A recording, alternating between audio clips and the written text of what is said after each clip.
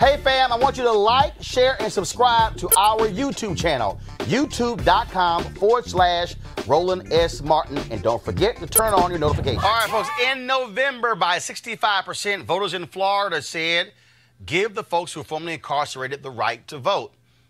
It passed overwhelmingly, Republicans and Democrats. But I told y'all, I kept warning y'all, don't think for a second Florida Republicans are going to allow this to happen. They do not want to see upwards of 1.4 million people getting their right to vote. Well, today, a Senate subcommittee passed by 3-2 a bill that would force those individuals to pay back all court costs and court fines before they got the right to vote. The same bill, actually another bill, passed the House 10-5. The Senate bill is even worse than the House bill.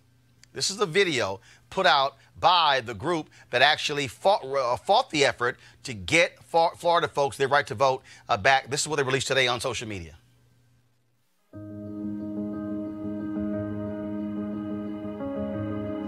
Amendment 4 changed everything for those of us on these steps. Last year we were here without a voice. This year we're here with a voice. And people want to know, hey, what are y'all doing while you're here? It's simple. The completion of sentence is an issue that's being debated, and we know that the standard already exists. And if there's a move to go beyond that, that is an unconstitutional move, and we will advocate against that.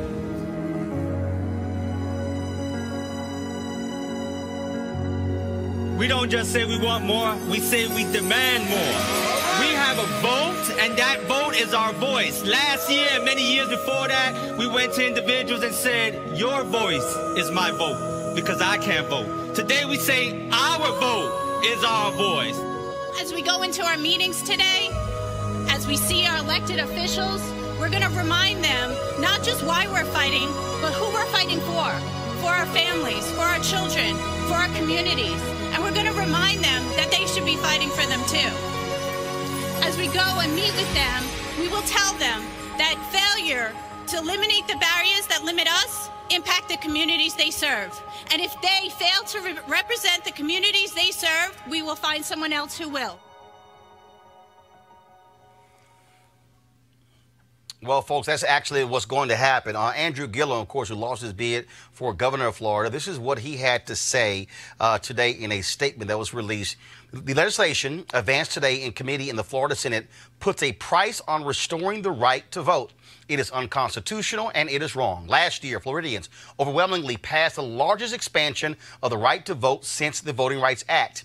I am proud Floridians stood together and agreed we would not judge each other by our worst day. And yes, we knew exactly what we were voting for. To those lawmakers who are advancing this misguided bill, you may not respect the wishes of the people, but this is a democracy and you must follow them. We, the people, will make sure of it. Also, of course, the Florida Democratic Party, they're also weighing in. Just a few moments ago, they released a statement, and this I'm going to pull it up here.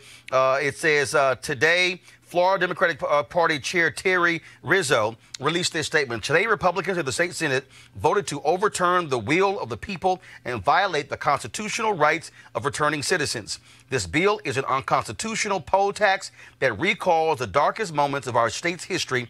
And let's not forget that the roots of today's crisis lie with Governor Ron DeSantis' refusal in December to implement Amendment 4. Joining us right now is someone who's been very involved in this. He's been focused on it. Neil Volz, the Florida Restoration Commission, their policy director. Neil, welcome to Roland Martin Unfiltered. Hey, thanks, Roland, for having us. I never trusted the Republicans. I knew this was going to happen.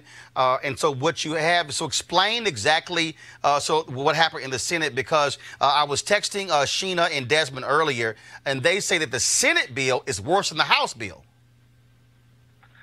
Yeah, I mean, what you've got are two different bills that have problems all over the place. And, you know, and there were moments that you thought possibly some amendment that had been offered by Senator Bracey, is a Democrat from Orlando, great guy, that maybe, just maybe, we'd see, you know, some semblance of bipartisanship, and it didn't happen again. And it just saddens me, man, thinking about all the lives impacted by these policies.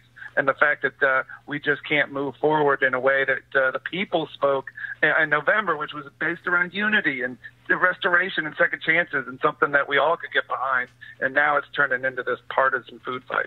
And again, you're talking about the numbers here, and they're trying to use your own words against you. They're trying to say that in the Supreme Court that the Florida Restoration Commission, that you guys said that paying back fines could be a part of this. So explain that.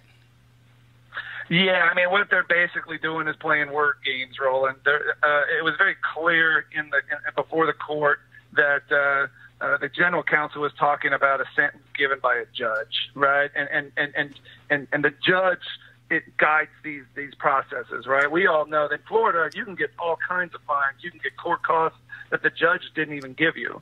And so they're trying to take some things out of context to basically say that, we were making blanket statements about all fines, blanket statements about all costs, when clearly we were talking about costs associated with what the judge gave in terms of a sentence. Now, maybe we could have been more clear. Let me just we're a Second Chances campaign. We don't believe that we're perfect. So let me even come on air and say, maybe we could have been clearer. But they're missing the point. This is about expanding democracy and allowing people to become part of their communities. It's not just some sort of political science exercise. Last question for you. What is next? Obviously, it goes to the full Senate. Is that correct? Or it then goes to the full House? Has DeSantis said that he's going to sign this if it passes the House and the Senate? He has not weighed in on any specifics yet. There are a variety of different committees that it still needs to work through in both the House and the Senate. So we had dozens of returning citizens, people with past felony convictions from all over the state present today, and we're just going to keep that pressure on. We're going to keep sharing stories and talking about why this really gets to the heart of democracy in the state of Florida. All right, then. Well, we certainly appreciate it.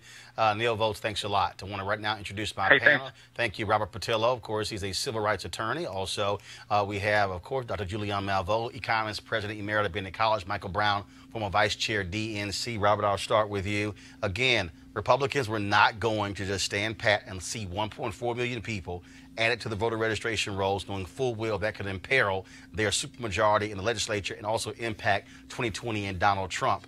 And Desmond and Sheena Meade, who fought for this, I said, look, don't think for a second that this is just because it passes, they're going to take it lying down. What they're trying to do here is do something that the voters did not specify. Let's understand one thing. This issue has to be federalized. I think what we have seen is fighting this on the state level, state by state, is like playing a game of whack-a-mole. As soon as you think you've taken out one part, then you revert back to the old. Well, but it can't be federalized because the reality is the states have said since the Constitution was put in place that voting is a state issue, not a federal issue. Hold on. The reason it has to be federalized because the basis of felony disenfranchisement is Section 2 of the 14th Amendment, which reads, participation in a rebellion or other crimes. Other crimes was interpreted by the Supreme Court in 1974 in the Ramirez decision to be felonies, upholding felony disenfranchisement. If we're talking about lowering the voting age, we're talking about abolishing the Electoral College, we have to talk about taking out our other crimes from Section 2 of the 14th Amendment, and you eliminate felony disenfranchisement from the entire country. The entire concept behind the or other crimes was if you fought in the Civil War for the South, you don't get to vote. That was the original intent of the drafters of the 14th Amendment, and that has never been addressed by any political party to fix a typo, which has stopped tens of millions of black folks from voting for the last century or century and a half. So that's something, as we're going to this 2020 rubric and figuring out what the platform is going to be, that has to be part of what we're discussing. We're talking about all these other high-minded issues. Eliminating 3 words could put millions of people back on the voter rolls as soon as it's done. But the problem, Julian, you've got a conservative Supreme Court. You've got Trump trying to put as many federal judges on the bench as possible. That's not what they want to see. And what you have consistently seen here are Republicans who are trying their best to, frankly, shrink the number of voters. And again, they do not want to see 1.4 million people add to the voting rolls in Florida because that totally changes the battleground state of Florida in 2020. As Frederick Douglass said, power concedes nothing without a demand. It never did and it never will. Those who want freedom without agitation want the ocean without its mighty roar.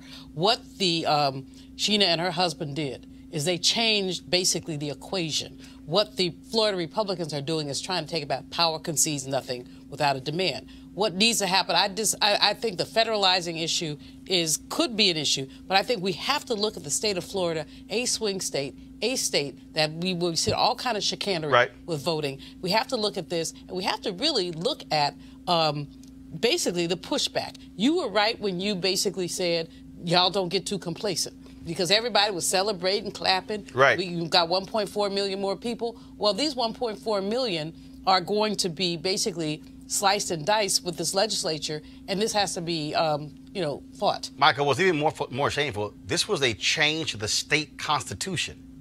And so what they thought was, we changed the state constitution, and then that's the victory. Legislature is coming back and doing exactly what Republicans have done in other states. Voters vote one way. Legislature says, you know what? The hell with y'all, we're going to change it.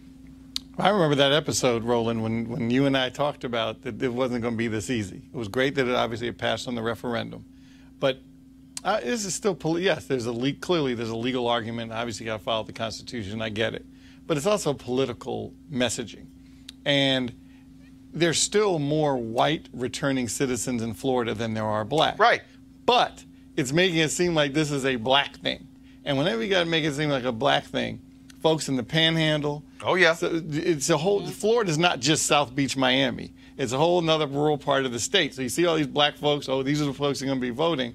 And it's racial messaging, political messaging, and that's kind of what we're doing. And this is why when it comes to voting, at Congressional Black Caucus last year, it was a panel of all these civil rights organizations, and I said on voting, I said, y'all have got to stop making this a black thing. I said, because you got to say to these young white voters and to these elderly white voters and to these white folks who are gone to prison who can't vote as well, and this is screwing you. Because the reality is that's also targeting them. When you had a clerk in Wisconsin who said in 2016 she removed an early voting location from a college campus because too many of them voted Democrat, and she moved it to a far out place with a small parking lot, was by design. That impacted white folks. Moving early voting locations off of college campuses in North Carolina affected white students. And so, to Michael's point, we'd love to see some of those people who are white, who are formerly incarcerated, stand up and go to the legislature and say, damn it, y'all trying to screw us. And so we'll keep y'all updated on exactly what happens with this story. All right, folks, back to our Roland Martin Unfiltered video in just one moment. Calling all HBCU alumni, students, and leaders, enter the Ford Motor Company HBCU Mobility Challenge and win $25,000 for your school. Building on their long-term support of HBCUs, Ford is looking to improve mobility in HBCU communities through innovative solutions. The winning program will receive a grant of up to $25,000 to implement their proposal. The deadline to apply is March 31st, 2019. Go to fgb.live. That's F right there, fgb.live for more information and to apply. Ford goes further in our community. We certainly thank Ford for being a partner of Roland Martin Unfiltered. Now back to your Roland Martin Unfiltered video.